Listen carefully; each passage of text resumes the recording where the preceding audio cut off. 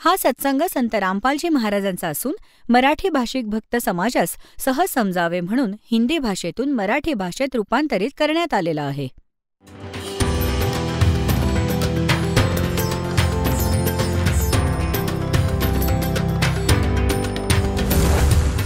और ज्ञान सब ज्ञान डी कबीर ज्ञान सो ज्ञान और जैसे घोड़ा तोब कायम करता चले मैदान. जगद्गुरु तत्वदर्शी संत रामपालजी महाराजांचे अमृत वचन सर्व पवित्र धर्मांच्या व पवित्र शास्त्रांच्या आधारावर. एकेकाळी बनारसमध्ये काशीमध्ये एक दामोदर नावाचे खूप मोठे व्यापारी राहायचे, बिझनेसमन. त्यांचे स्वतःचे एक गलबत होते, समुद्री जहाज होते आणि त्याच्याबरोबर ते व्यापार करण्यासाठी समुद्री मार्गांनी ते दुसऱ्या राज्यांमध्ये जात असत. त्यांच्याबरोबर अजूनही त्याच शहरातले आजूबाजूचे बरेचसे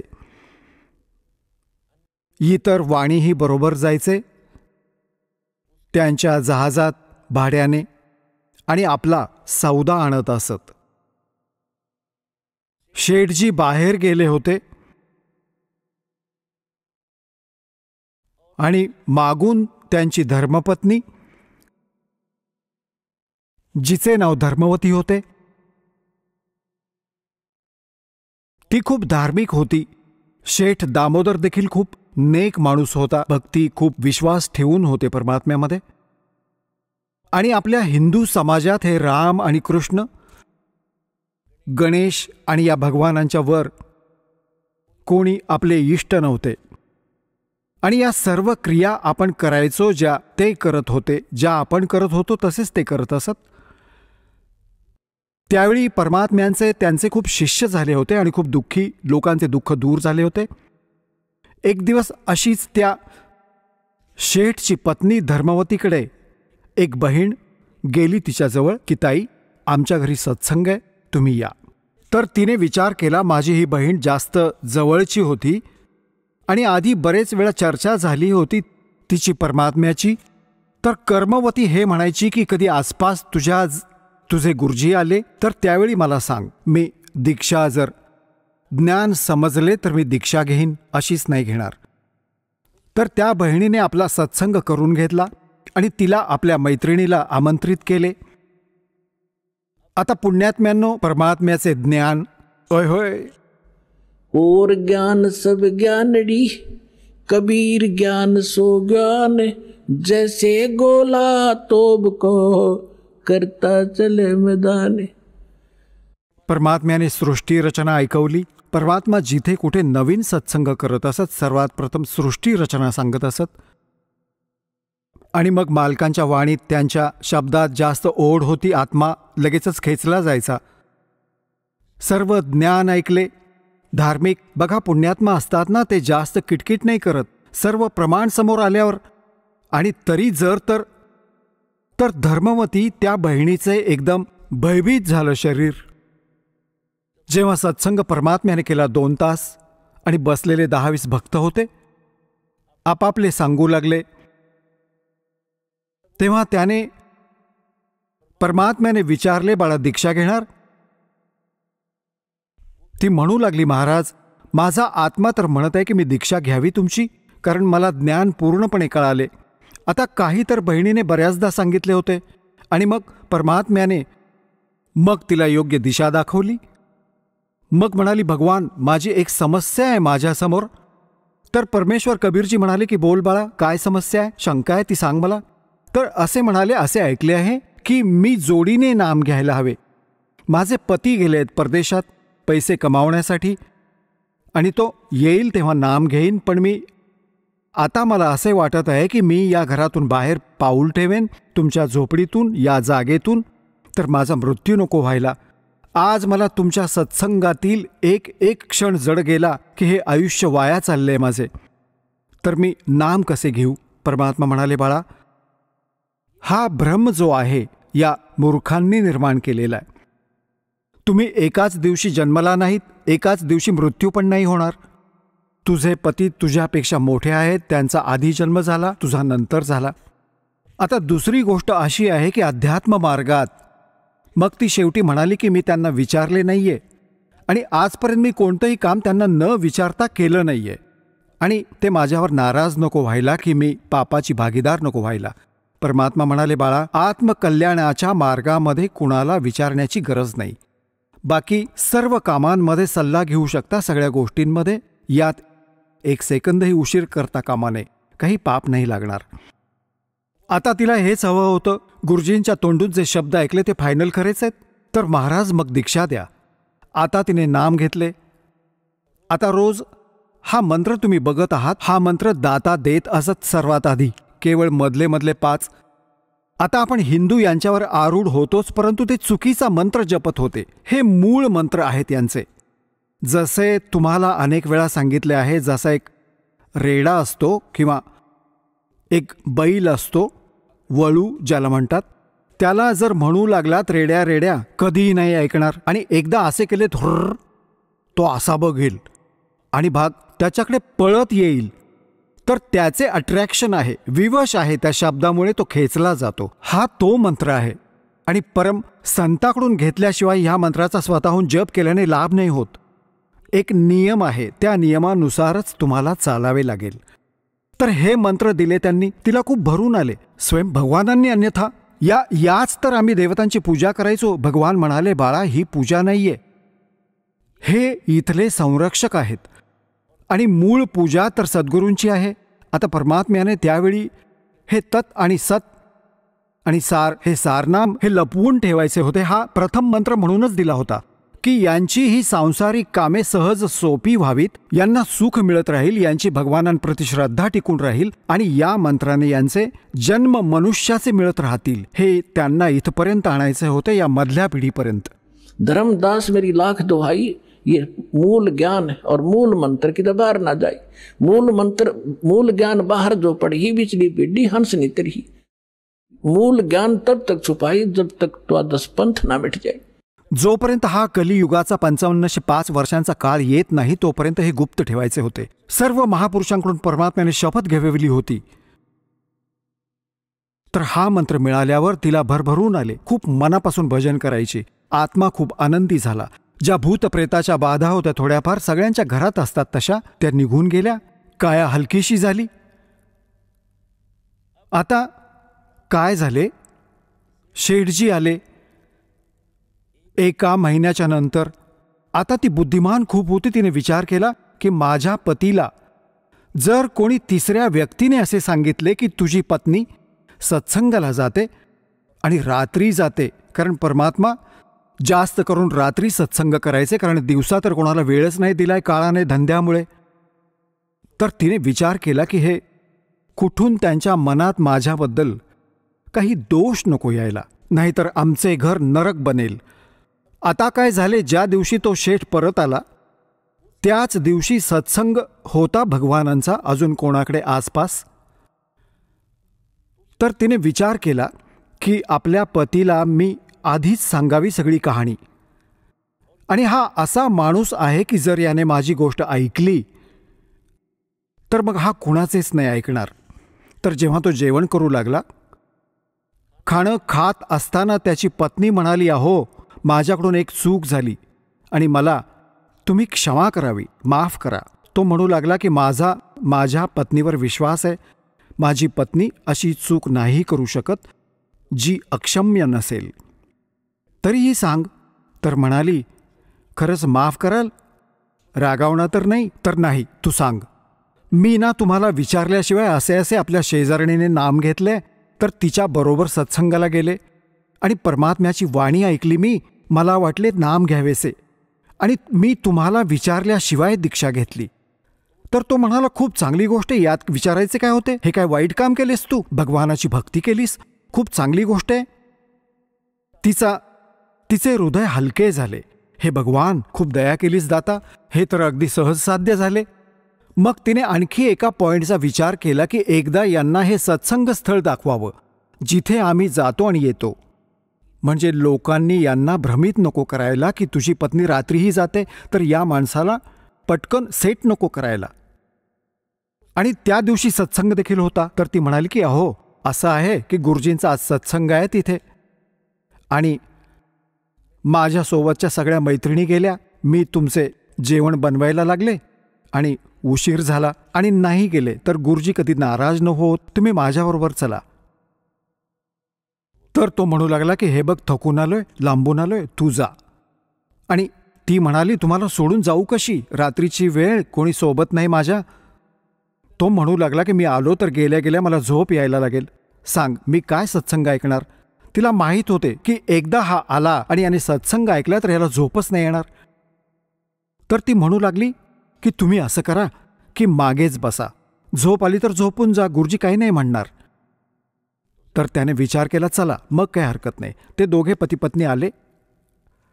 आता बसले मागे, तो बसला मागे, पत्नी बसली भक्त भगिनींमध्ये. परमात्म्याने तीच सृष्टीरचना पुन्हा ऐकवली. त्यांना माहीतच होते वर्मी घाव कसा घालायचा. आता लालाजीला कुठली झोप यायला, त्याचे काळीज फाटले, थरथर कापायला लागलं सगळं अंग. आणि असंच्या असं ऐकू लागला ज्ञान काळजीपूर्वक. आता सगळं ज्ञान ऐकलं जेव्हा आपली त्याची पत्नी आली, जी झोप तर नाही आली, तर अगं झोप कसली, मला तर बेचैनी आली, झोप कुठली यायला. एक जरा विचार गुरुजींना, मला नाम देतील ते. तर ती जाऊन म्हणाली, महाराजजी भक्तजी आले आहेत आणि म्हणत आहेत की दीक्षा मिळेल का. हो बाळा बोलाव. तेव्हा तिने म्हणाली की या, नाम देतील तुम्हाला. शेठजी जाऊन बसला जवळ, म्हणू लागला की बाबा ऐक लालाजी. परमात्मा म्हणाले, बघा शेठजी, तुम्ही आहात या देवतांचे मोठे पुजारी, आणि परमात्म्याचे नाम घेतल्यानंतर अन्य उपासना नाही करता येणार. ते म्हणतात 100 वर्ष सदगुरु की पूजा, एक दिन आन उपासी और वो अपराधी आत्मा, फिर पड़े काल की फांसी. एक 100 वर्ष गुरु अनुसार साधना केली, सद्गुरूंच्या अनुसार, मग एक दिवस जरी अन्य उपासना केली ना कोणत्या देवी देवतांची, मागचा सगळा बट्ट्याबोळ होईल तुझा. तर तो लालाजी म्हणाला, शेठ दामोदर, म्हणू लागला, महाराजजी मी वाणी आहे आणि सौदा करायचा हे चांगलं जाणतो. मी सर्व काही ऐकलं आहे आणि सगळं काही पाहिलं. आज मन सगळ्या कथा ऐकून डोकं एकदम, जे ज्ञान तुम्ही दिले या पृथ्वीवर नाही, आणि मी जे वचन देतो दाता ते पक्के देतो. तुम्ही माझे गुरु, मी तुमचा चेला. मग म्हणाली की हे बघ, मी धाणक आणि तू लालाजी, उद्या तुझ्या बिरादरीमधले लोक तुझा धिक्कार करतील. तो म्हणाला, जी मला नाम द्या आणि तुम्ही सोबत राहा दासाच्या, जे होईल ते बघता येईल, मला दीक्षा द्या. आणि परमात्म्याने विचारले की अजून उपासना नाही करणार मग कोणत्या देवी देवतेची, नाहीतर नुकसान होईल.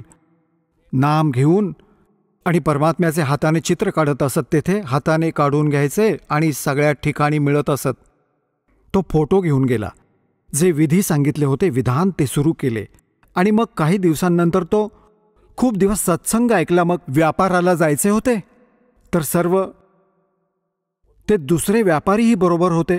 आता त्याने काय केले, त्या जहाजामध्ये त्याने आपला एक कक्ष केला होता, ज्यात सगळ्या देवी देवतांचे फोटो होते, आणि तिथेच आपला घंटा वाजवायचा, आरती करायचा, जय गणेश जय गणेश, देवा माता तारी पार्वती, ह्या सर्व कथा, सर्व आरत्या करायचा. आता त्याने काय केले, जाऊन आधी सगळ्या मूर्ती उचलल्या आणि समुद्राच्या इथे जाऊन समुद्रात विसर्जित केल्या, आणि एक फोटो परमात्मा कबीरजींचा लावला. आता दुसरे जे होते ते लालाजी, ते बघत होते, दामोदर हे देवी देवतांचे फोटो कुठे गेले. तर त्याने सांगितले की मी दीक्षा घेतली गुरुजींकडून, आणि गुरुजींची जे सद्गुरूची पूजा करतात ना, त्यांनी देवी देवतांची पूजा नसते करायची, म्हणून मी ते आदरपूर्वक जलप्रवाहित केले. तर ते सगळे म्हणू लागले की अरे तू बट्ट्याबोळ केलास, तुझा नाश होईल. तू काय आहे हा कबीर, एक धाणक, एक विणकर, याच्या जाळ्यात अडकलास तू, कुठे त्याच्या बोलण्याला फसलास तू, देवता सोडलेस, रामकृष्णसारखे बलवान भगवान सोडलेस, बघ तुझे काय होईल. तो म्हणाला, बाबा काहीही होऊ दे माझं, तुम्ही तुमच्या क्रिया करा, मी तुम्हाला काही नाही म्हणत. तुम्ही माझ्या मागे का लागलात, मी माझं करेन, तुम्ही तुमचं करा. आता त्या दिवशी, त्या दिवसानंतर त्याला कबीर म्हणू लागले की हा आला कबीर. दामोदर म्हणणं सोडून दिलं. तो म्हणाला, काहीही असो, तुमची जीभ पवित्र होते भगवानाचं नाव घेतल्याने, ठीक आहे, मला माहीत आहे तुम्ही काय अर्थाने म्हणत आहात, काही हरकत नाही. आता ते निघून गेले आणि सगळे आपापला माल लादून मुलांबरोबर जात होते काही तर, कारण की 6-6, 3-3, 4-4 महिन्यांनी परत यायचे. जेव्हा परत येत होते सगळा माल लादून आणि मध्यात जेव्हा आले समुद्राच्या, एक भयंकर वादळ आले, तुफान समुद्री वादळ 30-40 फूट उंच होते आणि एवढे ताशी 200 किलोमीटरच्या स्पीडने येत होते की जहाजाचे तर नामोनिशाण राहिले नसते इतक्या स्पीडने. आणि बघत होते तेही, कारण लहान मोठी वादळे अशी अनेक वेळा अशी यायची, त्यांना माहिती होते अशी परिस्थिती खूप भयंकर असते. दिवसाची वेळ होती, त्यांनी पाहिले वादळ आले आहे. सायंकाळची वेळ होती, अगदी सूर्यास्त होणार होता. आता एवढे भयंकर वादळ आलेले त्यांनी पाहिले. त्यांना वाटले आता तर संपले, काम बिघडले. आणि थोडेफार वादळ लांब होते, समुद्रात हालचाल आधी सुरू झाली, जहाज डगमगायला लागले वाईटरित्या.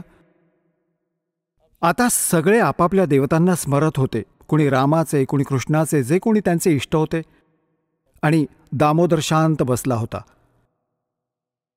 आता सगळे घाबरले होते, स्तंभित झाले, पोरं मरतील, सगळ्या संपत्तीचा नाश होईल. तर ते म्हणू लागले, दामोदर तुम्ही का नाही आर्जव करत तुमच्या गुरुजींना? तर मी काय करू, माझे गुरुजी तर एक खूप गरीब व्यक्ती आहेत, माझे भगवान, आणि तुमचे असे ताकदवान भगवान ज्यांनी पहाडसुद्धा उचलले. तुम्ही वाचाल, मी फसून जाईल, तुम्ही करा तुमचे आर्जव. जेव्हा त्यांनी पाहिले की कोणतीच प्रार्थना काम करत नाहीये, त्यांच्यात एक वृद्ध लालाजी होता. तो म्हणाला की बाबा, की जर तू सद्गुरूंचा तगडा भक्त असशील तर तू एकदा आर्जव कर. तर म्हणाला की तुम्ही शांत बसा मध्ये, नाहीतर म्हणाला आमचेही ऐकले होते देवाने. आता बसवत नाही ना, तू प्रार्थना कर, आम्ही गप्प होतो. तेव्हा परमात्मा उभे होऊन दामोदर म्हणाला, हे परमात्मा, तुमचे ज्ञान लक्षात आले आणि मी तुमचा महिमा यांच्यासमोर खूप गायला आहे. आणि दाता या नीच, ठीक आहे, तुम्ही तर समर्थ आहात, सक्षम आहात, काहीही करू शकता. जर आज काही कमी जास्त झाले तर माझ्यासारख्या नीच माणसामुळे होईल, माझ्यात काही त्रुटी असेल, मी तुमची मर्यादा नीट पाळू शकलो नसेन. हे परमात्मा, तुमच्या बेअब्रूचे कारण हा दास होईल. असे म्हणून तो बेशुद्ध झाला, हृदयापासून पुकारून. असा विचार करून की मी तर खूप सांगायचो, परमात्म्यांनी असे केले, यांचे असे केले, त्यांचे तसे केले. तेवढ्या वेळात अंधार झाला, रात्रीचे 8-9 वाजले आणि वादळ असे शमले, चांदणी रात्र होती, असे शमले जसे अगदी शांत, जसेच्या तसे राहिले.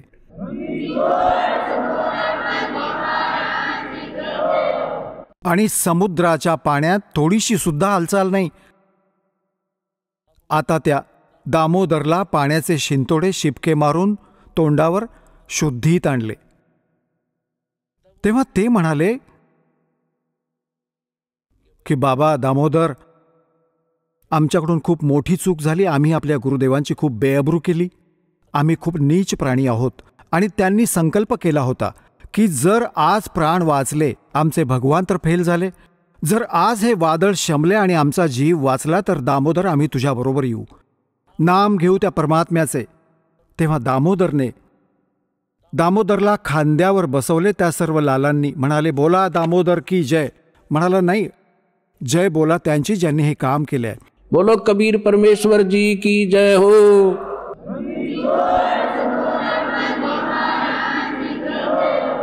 आता तिकडून परमात्मा त्याच दिवशी रात्री सत्संग करत होते 7-8 वाजल्यापासून, आणि थंडीचे दिवस होते.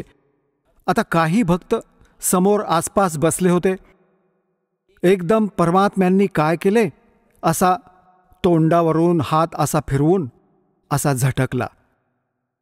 आसपास बसलेल्या भक्तांवर शिंतोडे उडाले. त्यांनी विचार केला की बाबा घाम कसा आला थंडीत, गुरुजी तुम्हाला घाम आला? तेव्हा ते म्हणाले, नाही बाबा, घाम नाही आला.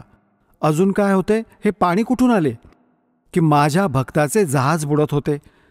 दामोदर शेठ नाही का आता नाम घेऊन गेला इथून, म्हणाले हाजी हाजी, त्याचे जहाज बुडत होते बाबा. आता त्याला वाचवून आलोय मी. आता ते भक्त विचार करत होते की बाबा आता, कारण की आम्ही भक्ती नक्कीच करतो पण विश्वास दृढ नाही होत. आता परमात्मा म्हणतात, कहा होत हरिनाम से जब मन में नहीं विश्वास. विश्वास न ठेवता जे भक्ती करतात ती सफल नाही होत. तर ते जरा कच्चे होते आणि मनात त्यांच्या असे होते की असेच शब्द गात होते, ज्ञान ऐकवत होते, घाम आला असेल, आमच्या समोर बसलेत आणि तिकडे कसे समुद्रातून जहाज वाचवून आले ती तर गोष्ट वेगळीच आहे. आता तिथून जेव्हा ते निघून आले होते शेठ, 1-2 दिवस अजून लागले त्यांना. त्या दिवशी परत सत्संग चालू होता. तो आधी आपल्या घरी गेला. घरी जाऊन समजले त्याची धर्मपत्नी ही जात आहे, सत्संगाला गेलेली आहे. आणि सगळे ते शेठ असं म्हणाले, नंतर घरी जाऊ. आणि सर्वांनी आपल्या मुलांना बरोबर घेतले. अगोदर परमात्म्यांचा उपदेश घेऊ, तेव्हा घरी जाऊ. आता आमचे बाकी आजचे आयुष्य, आज नंतरचे आयुष्य त्यांचे आहे. आणि सगळे तिकडे गेले, सरळ तिकडे. 15-20 लालाजी आणि त्यांचा परिवार. आता काय झाले, आता तिथे सत्संग चालू होता आणि तेच भक्त मिळून मिसळून येत असत त्या ठिकाणी. तर सगळे तिथेच बसले होते. आणि मागून काय झाले, ते सगळेच्या सगळे आले, बाहेर उभे राहून म्हणाले की जय हो पाबंदी छोड़ कबीर साहेब की, जय हो भगवान कबीर साहेब की. परमात्मा म्हणाले की अरे बाहेर कोण आवाज करत आहे, जरा बघून या. आता जसेही ते भक्त बाहेर गेले माहिती घ्यायला अंगणातून बाहेर, तर त्यांनी पाहिले दामोदरला तरी सगळे ओळखत होते, कारण की तो येत जात असायचा सत्संगाला. तर त्यांनी येऊन सांगितले की दामोदर शेठ येत आहेत आणि त्यांच्यासोबत अजून कित्येक लालाजी आहेत, शेठ आहेत, आणि तुमचे दर्शन करू इच्छिता. तर म्हणाले, बोलवा बाबा, काय गोष्ट झाली. तर सगळे आले, चरण धरले, दंडवत प्रणाम केला. हे भगवान, आपण दया केली, आमच्या जीवांचे रक्षण केले. परमात्मा, आमच्याकडून खूप चूक झाली, आम्ही खूप चूक केली, तुमच्या भक्ताला खूप त्रास दिला, टॉर्चर केले, याला माफ करा आम्हा अपराध्यांना. भगवान, तुम्ही आमचा जीव वाचवला, आमचे बुडणारे जहाज तुम्ही वाचवले.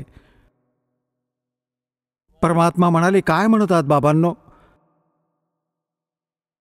आता परमात्म्यांना हे हवे होते की ज्यांच्या मनात शंका होती, तो त्यांचा भ्रम दूर करण्यासाठी सांगा सगळी खरी कहाणी. काय झाले होते, तर भगवान असे असे झाले होते. आम्ही आमचे सगळे मंत्रतंत्र केले होते, काही उपयोग नाही झाला. मग आम्ही तुमच्या भक्ताद्वारे आर्जव केले होते, त्यांनी तुमचा पुकारा केला. काय मंत्र म्हटला यालाच माहिती. हा बेशुद्ध झाला तुमचा धावा करून. तर म्हणाले, बाळा, मीच तिथे आलो होतो आणि तुमचे रक्षण केले होते. आणि तुमचे आता सौभाग्य आहे की तुमचे ते संकट तुमच्यासाठी वरदान सिद्ध होईल की तुमच्या लक्षात आले आणि तुम्ही इथे आलात. दीक्षा घ्या आणि आपले कल्याण करून घ्या. सर्वांनी नाम घेतले, त्यांचे कल्याण झाले. बोलो सतगुरुदेव.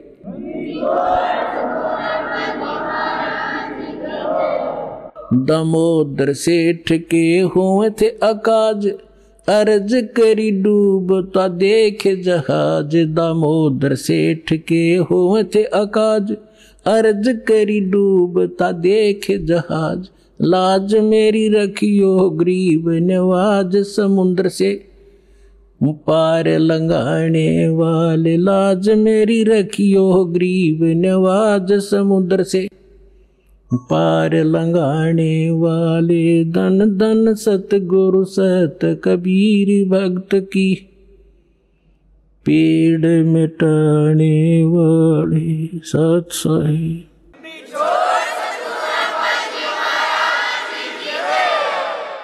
परमपिता परमात्मा पूर्ण ब्रह्म, साऱ्या सृष्टीचे रचनाकार कबीर देव, कबीर साहेब, कबीर परमेश्वरांच्या असीम कृपेने आपण सगळे पुण्यात्मे परमात्म्याचा महिमा ऐकण्यासाठी उपस्थित झालात. तुमचे पुण्यसंस्कार, तुमचे पूर्वजन्मीचे शुभकर्म खूपच जास्त आहेत, अत्याधिक आहेत. तेव्हाच तुम्हाला परमात्म्याची शरण मिळाली आहे. आणि अशा वेळेला तुमचे मानव शरीर आहे. अशा वेळी परमात्म्याने ही वेळ अगोदरच निर्धारित केली होती की ज्यावेळी 5500 वर्षांचे कलियुग संपेल तेव्हा मी माझा एक दास पाठवेन. तसं तर परमात्म्याने सांगितले की मी स्वतः येईन परमात्मा स्वतः न येता आपला दास पाठवून दिला. पंतप्रधान स्वतः नाही आले हिसारमध्ये, त्यांनी आपला प्रतिनिधी पाठवला. तर एकच गोष्ट समजली पाहिजे की त्याच्यात आणि पंतप्रधानात काही फरक नसतो. तो पंतप्रधानांच्या सर्व पॉवरयुक्त असतो आणि एका प्रांताला अशा रिप्रेझेंटेटिव्हद्वारे मिळणारी मदत पुरेशी असते. 600 वर्षांपूर्वी परमात्म्याने आपला प्रिय आत्मा धर्मदासजींना सांगितलं होतं, पुण्यात्म्यांनो, परमात्म्याचे विधान आहे की ते चांगल्या आत्म्यांना भेटतात, त्यांना स्वतःची माहिती देतात, आपला साक्षीदार बनवतात. ह्यावेळी परमात्मा ह्या कलियुगाच्या प्रारंभी आले होते प्रथम चरणात, आणि परमात्म्याने कलियुगाला 3 चरणात विभागलं आहे.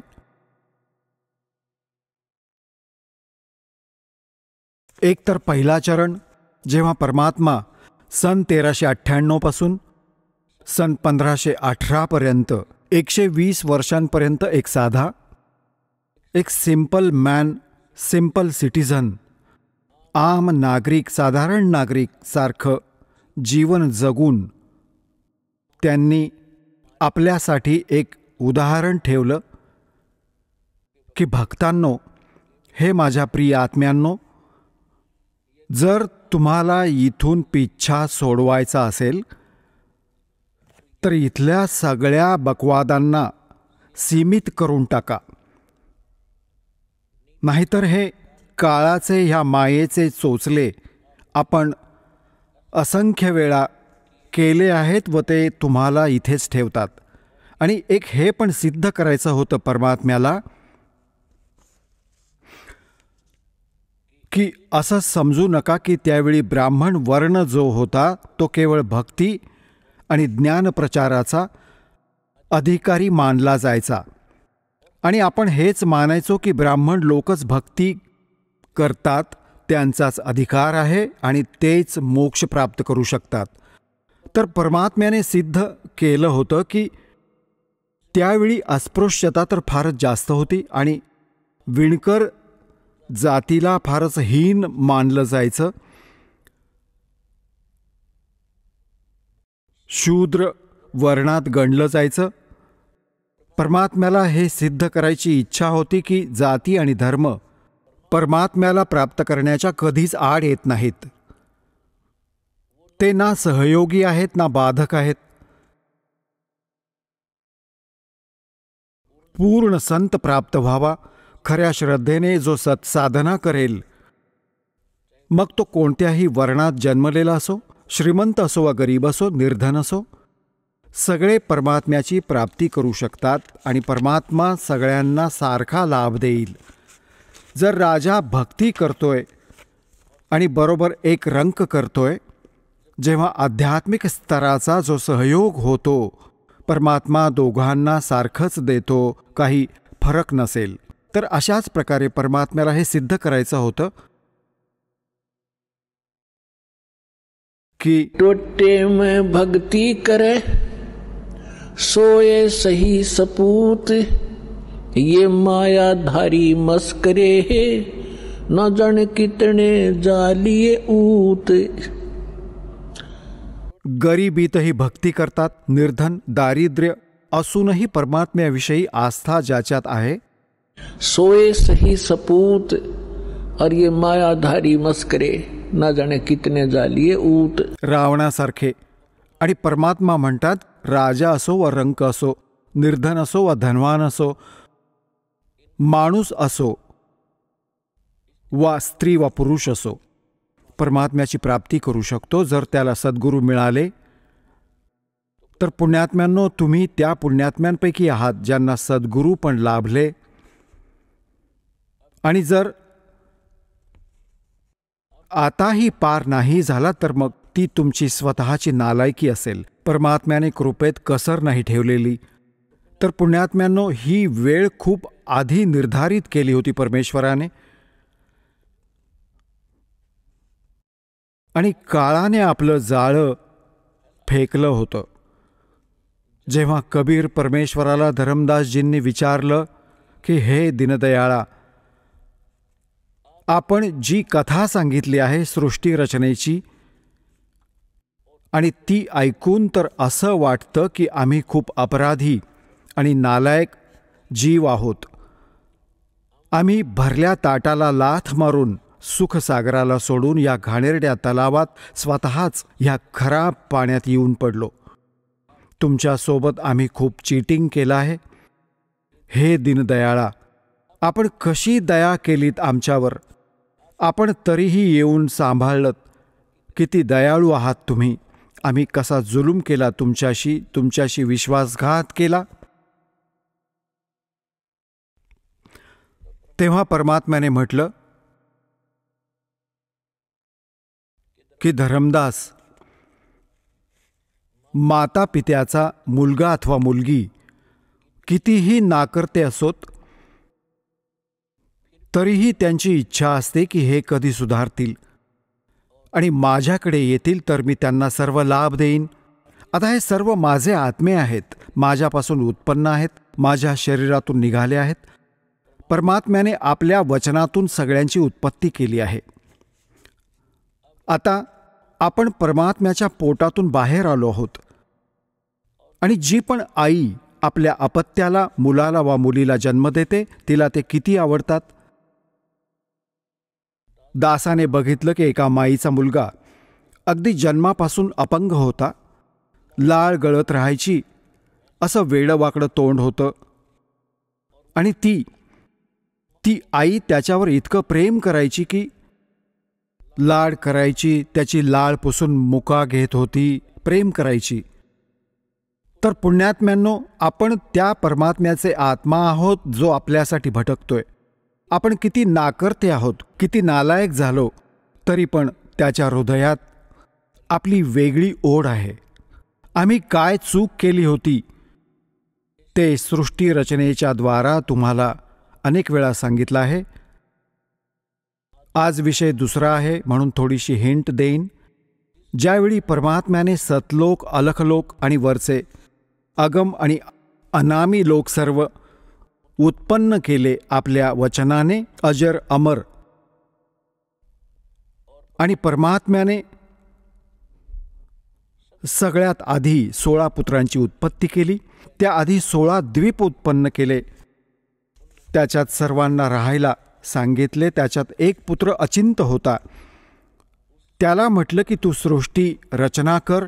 बाकी त्याला त्याच्या सामर्थ्याचा आभास करायचा होता की तू किती सक्षम आहेस आणि काय करू शकतो प्राणी परमात्म्या शिवाय. तर त्याने आपल्या वचनाने अक्षर पुरुषाची उत्पत्ती केली. श्रीमद भगवद्गीता अध्याय नंबर 15 श्लोक नंबर 16 व 17 मध्ये 3 पुरुष आहेत, क्षरपुरुष, अक्षरपुरुष व उत्तम पुरुष तो अन्यहा. त्याला परम अक्षर पुरुष म्हणजे परम अक्षर ब्रह्म म्हणतात, जे श्रीमद भगवद्गीता अध्याय नंबर 7 श्लोक नंबर 29 मध्ये गीता ज्ञानदाता म्हणतो की अर्जुन, जी व्यक्ती जरा आणि मरणापासून सुटण्यासाठी प्रयत्नशील आहे, त्यापासून मोक्ष मिळवू इच्छितात, वृद्धावस्था आणि मृत्यूपासून ते त्या तद्ब्रह्मशी परिचित असतात, संपूर्ण आध्यात्मिक ज्ञानाशी परिचित आहेत आणि सर्व कर्मांशी ते वेल नोन आहेत. तेच लोक इथून सुटण्याचा, मृत्यूशी आणि जरा म्हणजे वृद्धत्वाच्या पासून सुटका करण्याचा प्रयत्न करतात, तर ते त्या तद्ब्रह्मशी परिचित असतात. अर्जुनाने 8व्या अध्यायाच्या प्रथम श्लोकात विचारले की ते तद्ब्रह्म काय आहे. गीता ज्ञानदात्याने 8व्या अध्यायाच्या 3ऱ्या श्लोकात म्हटले की तो परमअक्षर ब्रह्म आहे. म्हणजे गीता ज्ञानदात्यापेक्षा अन्य आहे, ती समर्थ शक्ती. तर 15व्या अध्यायाच्या गीतेतील 16व्या व 17व्या श्लोकात 3 पुरुष आहेत, क्षरपुरुष, अक्षरपुरुष, आणि 17व्या श्लोकात म्हटले की उत्तम पुरुष तो अन्यहा. ह्या दोन्हींहून, क्षरपुरुष व अक्षरपुरुषाहून तो श्रेष्ठ परमात्मा, उत्तम पुरुष, पुरुषोत्तम, तर कोणी अन्य आहे आणि तोच तिन्ही लोकात प्रवेश करून सगळ्यांचं धारणपोषण करतो, तो वास्तवात अविनाशी परमेश्वर आहे. तर अचिंतने अक्षरपुरुषाची उत्पत्ती केली आणि अक्षरपुरुष तेथे एक सरोवर आहे, मानस सरोवर, अमृताने भरलेलं. त्याच्यात जाऊन झोपला, खोलवर गेला. तिथे श्वासांनी जीवन नाहीये. खूप वेळापर्यंत तो बाहेर नाही आला. तुम्हाला थोडीशी सृष्टी रचनेची हिंट देऊन आजचा जो विषय आहे तो पुन्हा सुरू होईल. अचिंतने पाहिलं की अक्षरपुरुष सरोवरात झोपेमध्ये गाढ झोपेत आहे आणि अक्षरपुरुषाशिवाय अचिंत सृष्टी नाही करू शकत. तेव्हा त्याने विनंती केली की अक्षरपुरुष निद्रेत आहे, हे प्रभू मी काही करू शकत नाहीये. तेव्हा परमात्म्याने म्हटलं की बाळा तू करू पण नाही शकत. हा तुला थोडासा एक झटका दिला आहे, कुठे तू मध्येच आडकाठी घातली असतीस.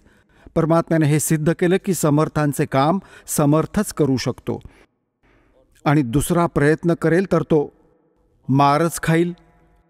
तेव्हा परमेश्वराने त्याच सरोवरातून थोडंसं पाणी आपल्या ओंजळीत घेतलं. आपल्या शब्दाने त्याचं अंड बनवलं. अंड्यात आपल्या वचनाने आपल्याच आतून एक आत्मा त्यात प्रवेश करवला. त्या अंड्याला खूप मोठ्या आकाराचे अंडे बनवले. त्याला त्यात सोडलं सरोवरात. गडगड गडगड करत ते खाली गेलं. तर त्याचा गडगडाट ऐकून अक्षरपुरुषाची झोप निद्रा मोडली आणि कोणालाही अर्ध्या झोपेतून उठवलं तर त्याला थोडासा राग येतो. त्याने रागाने बघितलं की कोणी माझी झोप मोडली तर तो क्रोध त्या अंड्यावर आपटला. त्यामुळे ते अंड फुटलं. त्यातून हा क्षरपुरुष निघाला. क्षरपुरुष आता ह्या आध्यात्मिक ज्ञानाला ऐकण्यासाठी ही सृष्टी रचना एक मास्टर की मानून चला. आणि जोपर्यंत तुम्ही या सृष्टी रचनेशी परिचित नाही होत तोपर्यंत तुम्ही अध्यात्माचा कोणताही शेंडाबुडखा समजू शकत नाही. पहिल्यांदा कोणी ऐकलं तर त्याला असं वाटेल की जशी दंतकथा बनावट कहाणी आहे. आता ते अंड फुटल्यामुळे त्यातून क्षरपुरुष निघाला, ज्योती निरंजन, ज्याला काळ पण म्हटलं जातं, जो 21 ब्रह्मांडांचा स्वामी आहे. तेव्हा परमेश्वराने म्हटलं की तुम्ही दोघे बाहेर या. ते दोघे बाहेर आले. त्यांना सांगितलं की जा तुम्ही अचिंतच्या द्वीपावर राहा. एक स्थान तिघांना दिलं, अचिंत, क्षरपुरुष आणि अक्षरपुरुष. त्यानंतर परमेश्वराने स्वतः उरलेल्या रचना केल्या आणि आपण सर्व आत्म्यांना आपल्या वचनाने उत्पन्न केलं. असंख्य, जितक्या पण इथे मुंग्या, मच्छर, माशी, सूक्ष्म जीव जे दिसत पण नाहीत, दुर्बिणीतून दिसू शकतात, हत्ती, देवता, हे सर्व प्राणी परमात्म्याने आपल्या वचनाने उत्पन्न करून हे सर्व आत्मे वर राहत असत. आपल्या सगळ्यांची तिथे सृष्टी होती, परिवार होता आणि खूप सुंदर महाल, मोठे मोठे बगीचे, प्रत्येकाच्या महालाच्या आसपास खूप खूप सुंदर पुढे पार्क आहे. फळं, फ्रुट्स तिथे लगडलेली असतात. मेव्याची रेलचेल असते. सदाबहार वृक्ष असतात, सदाबहार बाग बगीचे. मग परमात्म्याने आपल्याला उत्पन्न केले. आपण वेगवेगळे राहू लागलो आणि आपला तिथे एक परिवार बनला. जसा तुमचा इथे एक परिवार बनला तसाच तिथेही तुमचा असा सुंदर परिवार होता.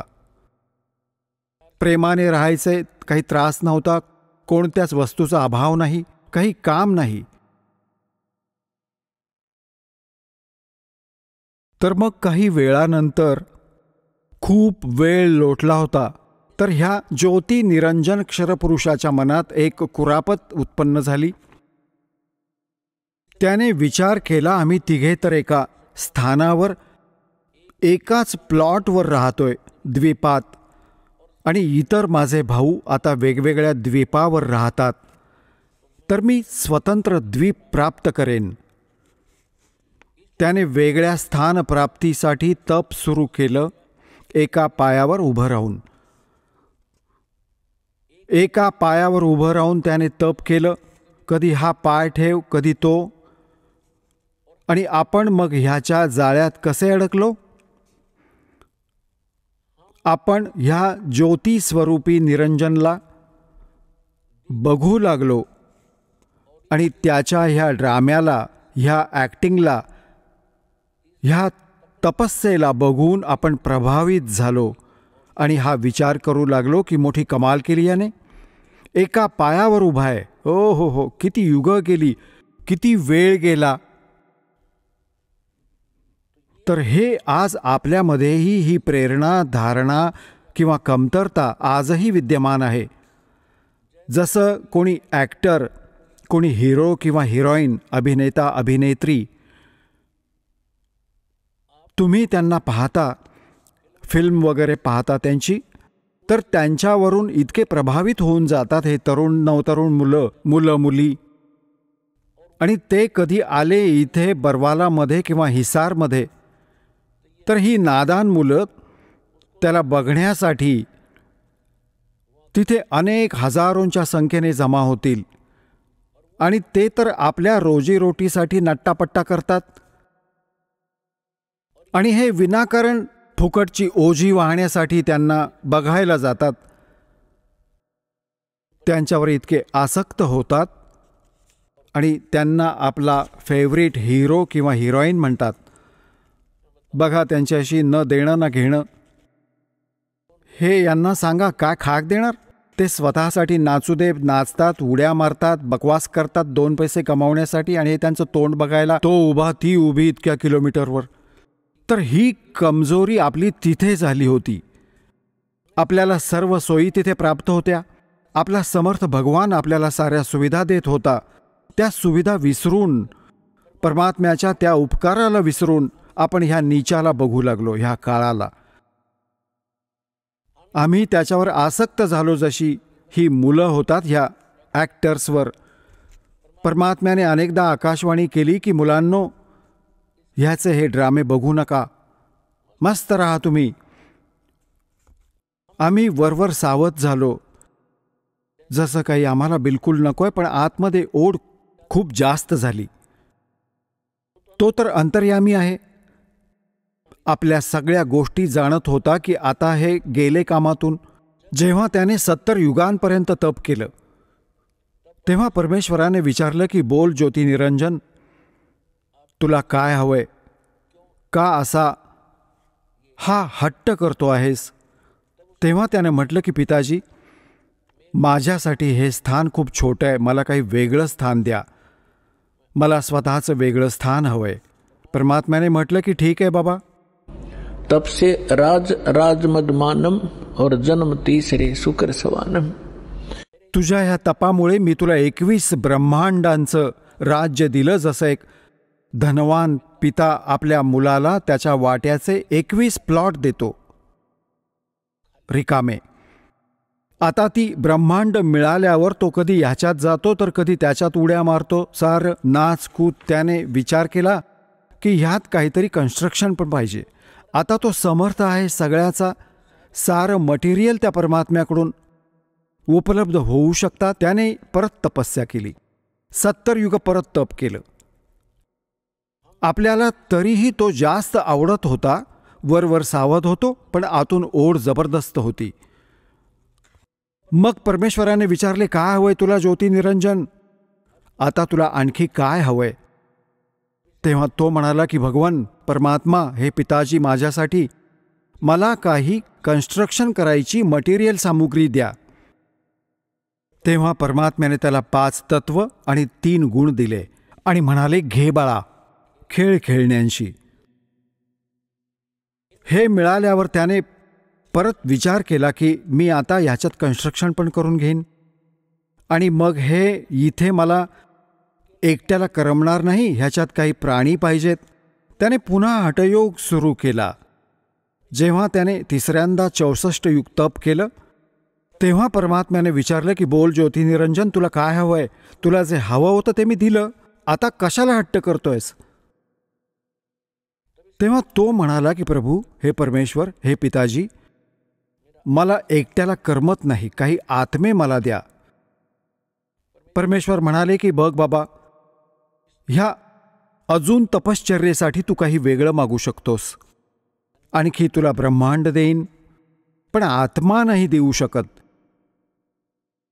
कारण की हे माझे अंश आहेत आणि तू त्यांना खूप दुःखी करशील आणि माझ्याकडून बघवलं नाही जाणार बघते. तेव्हा तो म्हणाला की नाही पिताजी, मी सत्याचं राज्य करीन. जो जशी कर्म करेल मी तशीच फळं देईन. मी काही अत्याचार अन्याय नाही करणार. परमात्मा म्हणाले, मग एक गोष्ट आहे, जर कोणी स्वेच्छेने तुझ्याबरोबर जायला तयार असेल तर मी परवानगी देऊ शकतो, नाहीतर मी नाही पाठवणार माझ्या आत्म्यांना. मग तू काहीही म्हण.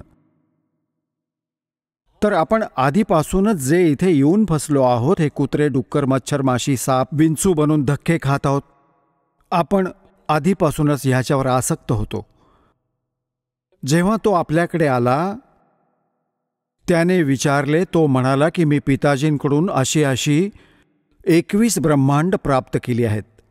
त्याच्यात अशा बागा बनवेन, त्यात स्वर्ग बनवेन, असे झरे बनवेन, हिरे मोती जवाहिरांचे डोंगर बनवेन. काय तुम्ही माझ्यासोबत याल? आपण तर आधीच आसक्त होतो. आपण म्हटलं की जर पिताजींनी आज्ञा दिली तर आम्ही येऊ, आम्ही तयार आहोत. त्याने पिताजींकडे, परमेश्वराकडे जाऊन म्हटले की हे भगवान, काही आत्मे माझ्यासोबत यायला तयार आहेत.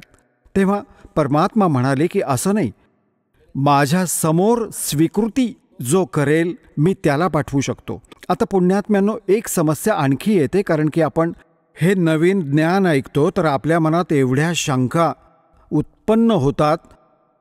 जसं श्रावणाच्या महिन्यात गवत उगवतं, वेगवेगळ्या शंका उत्पन्न होतात.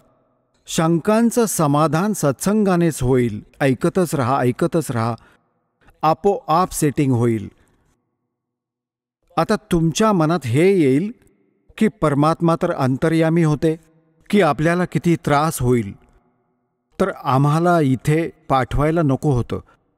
आपण स्वतःची चूक नाही मान्य करत की आपण आपल्या परमपित्याला सोडून ह्या नालायकावर आस्था ठेवायला नको होती, जो आम्हाला सारी सुख देत होता आणि तो त्याचा त्याग केला आणि ह्या वेड्याच्या मागे लागलो, जो स्वतःच भिकारी आहे त्या परमपित्याचा.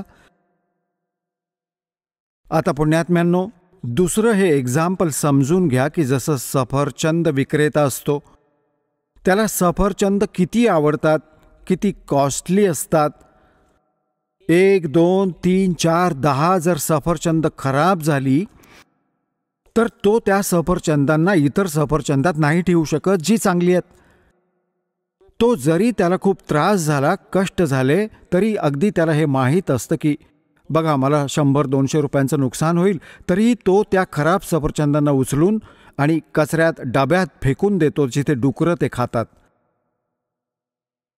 जरी त्याच्या आत्म्याला त्रास झाला की मला किती नुकसान होईल, तरी तो ते ठेवू नाही शकत, नाहीतर अजून डुबून जाईल. तर आपण खराब सफरचंद झालो होतो आणि परमात्म्याने आपल्याला तिथून फेकणे अनिवार्य समजलं होतं. हे एक फॉर एक्झाम्पल तुम्हाला सांगितलं जातंय. आता परमात्म्याने आपल्याला येऊन विचारलं की बोला बाबांनो, कोणाला जायचं ह्याच्यासोबत? तर आपण आपल्या पित्या समोर बोलू नाही शकलो, लाजीरवाणे झालो, लज्जित झालो, मान खाली घातली. का? कारण ते आधीच सांगत होते की तुम्ही याच्यावर आसक्त नका होऊ. तेव्हा परमेश्वर म्हणाले, तिथे शांतता पसरली, शांतता झाली, सर्व काही शांत झाले. तेव्हा परमेश्वर म्हणाले की का रे बाबा, ज्योती निरंजन, हे तर कोणी बोलत नाही, तू तर म्हणत होतास ते तुझ्याबरोबर जाऊ इच्छितात. त्याच वेळी एक आत्मा उभा राहिला. त्याने उभं राहून म्हटलं की पिताजी, मी ह्याच्यासोबत जाऊ इच्छितो. आता बाकी आपण विचार केला की हा एकटा तिथे सारी लूट लुटून घेईल, आणि आपणच राहून जाऊ मागे. मग आपणही उभे राहिलो, दोन्ही हात वर केले.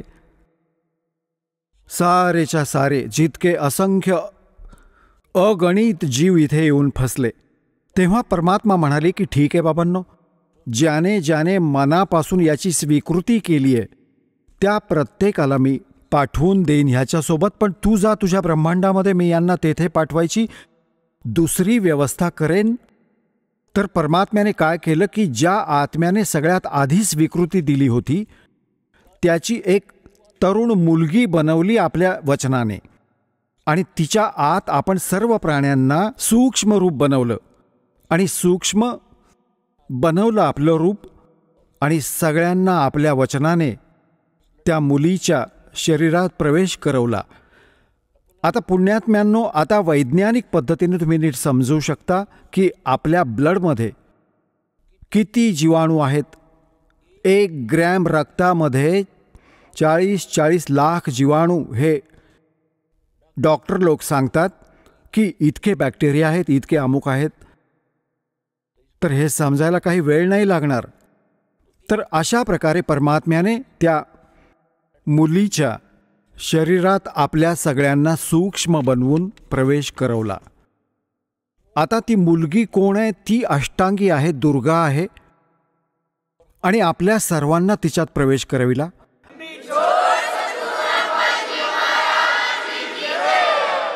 चला आता आपण त्या श्रद्धाळूंचे अनुभव जाणून घेऊया ज्यांनी जगद्गुरू तत्वदर्शी संत रामपालजी महाराज यांच्याकडून दीक्षा प्राप्त केलेली आहे, तसेच त्यांच्याद्वारे सांगितलेल्या भक्ती मार्गावर चालत आहेत. नमस्कार. नमस्कार. आपलं नाव? नामदेव श्रीपती नाळे. आपण कुठून आलात? फलटण, विडणी गाव आहे, फलटण तालुका, जिल्हा सातारा. आपला व्यवसाय काय आहे? शेती आत्ता सध्या. संत रामपालजी महाराजांची गुरुदीक्षा आपण कधी घेतली? 16/9/21 संत रामपालजी महाराजांची गुरुदीक्षा घेण्या अगोदर आपण व आपला परिवार कोणती भक्ती साधना करत होतात? शिंगणापूर पंढरपूर हे आपलं महादेवाचे यात्रा करायचो, महादेव करायचो, सगळं देवदेवता करायचो. परत 55 वर्षे वारी केली ह्याची, आळंदी पंढरपूर बैलगाडी घेऊन जायचो, दिंडी. सर, जसं तुम्ही सांगत आहात की आपण मागील 55 वर्ष आपण पंढरपूर त्याचप्रमाणे आळंदीची आपण यात्रा केलेली आहे, वारी केलेली आहेत. मला हे विचारायचं आहे की जी आपण साधना करत होतात त्या साधनेमध्ये आपण कुठल्या कुठल्या प्रकारच्या विधी करत होतात आणि आपण कोणाला इष्ट त्यावेळेस मानत होतात? काय ना, हे करायचं, फक्त बैलगाडी घेऊन जायचो, त्यांची सेवा करायची माणसांची. टाळ कधी हातात घेतलं नाही, येणा कधी हातात घेतलं नाही, काय अशी वारी केली नाही मी. फक्त सेवा माणसाची करायचो. संत रामपालजी महाराजांचा मार्ग आपल्याला कसा कळाला आणि आपण त्यांच्या शरणात कसे आलात?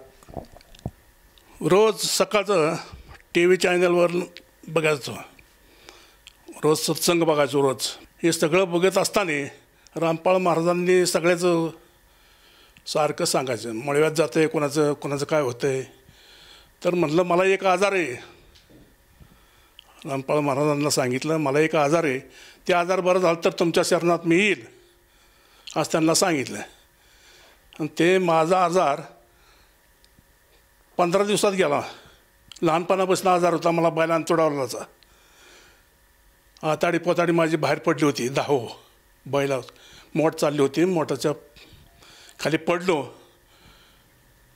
बैलाचा पाय बैलानं दिला आणि आताडी पोताडी बाहेर आली ती सगळी माझी. आणि ते 2 दिवसांनी बसावली माझी आताडी पोताडी डॉक्टरनं. फलटण डॉक्टर एक होता त्या टायमाला 55 52-53.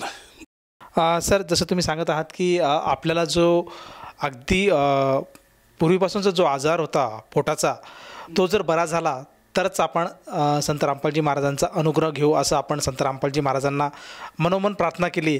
आपण त्यांचे सत्संग बघत होतात आणि फक्त अवघ्या 15 दिवसात आपल्याला त्या आजारातून आराम मिळाला आणि म्हणून आपण संत रामपालजी महाराजांच्या शरणात आलात. तर जेव्हा आपण संत रामपालजी महाराजांच्या शरणात आलात त्यानंतर आपल्याला व आपल्या परिवाराला काय काय लाभ प्राप्त झालेत? मला लाभ झाला की हमालीत होतो, पण मुंबईला हमालीत होतो. तिथं खोली घेतली होती 84 साली. ती खोली माझी लॉकडाऊन झाल्यानंच हे गेला निघून, भाडेकर निघून गेला आणि मी बी इकडं आलो गावाला. आणि मग ती खोली माझी 7,000ची खोली मला जवळजवळ 23-24 लाखाला विकली. पडली होती खोली पण लॉकडाऊनमध्ये. कोणी दारं काढून दिली, कोणी काय गेले, नसत्या जाग्याचं मला पैसे मिळलं. हे लाभ चांगला मला 3 महिन्यात झाला. 3 महिने हे लाभ छोटे मोठे भरपूर लाभ झाले मला. हे शरीराकडे मोठा माझा लाभ होता, जो रक्त पडत होतं माझं मोठं. अक्षय प्रत्येक टायमाला गुडघ्यावर येऊन उठायचं मी, असं गुडघ्यावर वाकून हे करायचं. सर, जसं तुम्ही सांगितलं की आपल्याला जो आजार होता त्या आजारामध्ये ज्या वेदना होत्या त्या असह्य होत्या आणि अक्षरशः रक्तसुद्धा आपल्या संडासाद्वारे पडत होतं. आणि हा जो आजार आपल्याला गेले 55 वर्षापासून भेडत होतात, तर अशा प्रदीर्घ आजारातून संत रामपालजी महाराजांनी आपल्याला बाहेर काढलं. तर ह्या आपल्या अनुभवातून आपण आपल्यासारखे जे इतर आपले आप्तेष्ट आहे, नातलग आहे आणि जो दुःखी वर्ग आहे, जो आपल्या कष्टापासून आज मुक्तता पाहू पाहत आहे, त्याचप्रमाणे जे रोगी आहेत त्या रोगापासून ते मुक्तता पाहू इच्छित आहेत, त्यांना त्यातून आराम पाहिजे आहेत, त्यासाठी ते दारंदार भिडत आहेत, भटकत आहेत. त्याचप्रमाणे कुठल्या मंदिरात जातात, देवांकडे जातात, गुरूंकडे जातात, त्यांना कुठल्या प्रकारचा आराम मिळत नाही. अशा सर्वांसाठी आपण आपल्या अनुभवातून काय संदेश द्याल? नाही, अक्षय रामपाल महाराज आहेत आपले, ते सगळ्यात उत्कृष्ट आहेत. सगळ्यात जगात सगळ्यांनी भेटायला पाहिजे, त्यांना जाऊन भेटलं पाहिजे. कुठं टी व्ही चॅनल बघा, सत्संग चालतात, आणखी ज्ञानगंगा पुस्तकं, जगण्याचा मार्ग आहे, ही मागवा, चॅनलवर पट्टे येतात, ही करायला पाहिजे त्यांनी. सर, जसं तुम्ही सांगत आहात की संत रामपालजी महाराजांचं ज्ञान हे टी व्ही चॅनलच्या माध्यमातून, त्याचप्रमाणे त्यांचे सत्संग आज गावोगावी होतात, तेथूनसुद्धा संत रामपालजी महाराजांचा मार्ग समाजाला मिळू शकतो. तर या भावनेतनं एखादा साधक जर संत रामपालजी महाराजांशी जुळू पाहू इच्छित असेल तर त्या व्यक्तीला संत रामपालजी महाराजांची गुरुदीक्षा कशी घेऊ शकता येईल? हॅलो, टी व्ही बघितल्या ना, तिथं खाली पट्टी येते, पट्टीवर ते नंबर येतात. नंबर आलं की ते नंबर घ्यायचं आणि त्या नंबरवरनं फोन करायचा आणि तिथला पत्ता मग देतात ते, आणि तिथं नामदक्षा घ्यायला मग जायचं.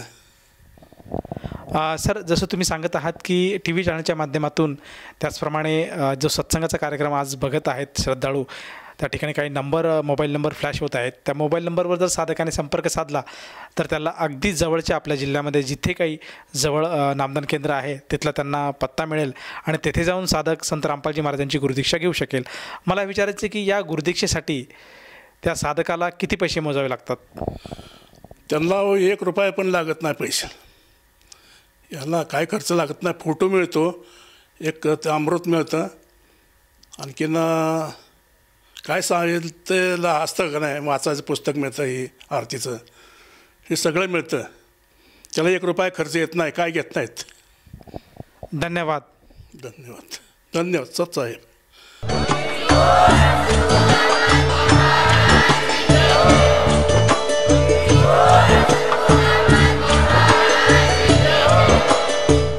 आपण ऐकत होता जगद्गुरु तत्वदर्शी संत रामपालजी महाराज यांचे मंगल प्रवचन, ज्यांच्या शुभ आशीर्वादाने संपूर्ण विश्वामध्ये 500 पेक्षा जास्त नामदीक्षा केंद्र आहेत, जिथे निशुल्क नामदीक्षा दिली जाते. निशुल्क नामदीक्षा प्राप्त करण्यासाठी आणि अधिक माहितीसाठी संपर्क करा 7030303951 7030303952. अद्वितीय आध्यात्मिक ज्ञान वाचण्यासाठी, पाहण्यासाठी आणि ऐकण्यासाठी संत रामपालजी महाराज ॲप अवश्य डाउनलोड करा किंवा आमची वेबसाईट www.jagadgururampalji.org वर व्हिजिट करा. आम्हाला सोशल मीडियावर फॉलो करा. सर्व पवित्र धर्मांच्या पवित्र शास्त्रांवर आधारित प्रमाणित अनमोल पुस्तक ज्ञानगंगा किंवा जगण्याचा मार्ग यापैकी कोणतेही एक पुस्तक निशुल्क मागवण्यासाठी आपण आम्हाला आपले पूर्ण नाव, पूर्ण पत्ता, पिनकोड आणि फोन नंबरसह लिहून 7030303951 किंवा 7030303952 या नंबरवर SMS करू शकता किंवा 7030303950 या नंबरवर व्हॉट्सअप देखील करू शकता.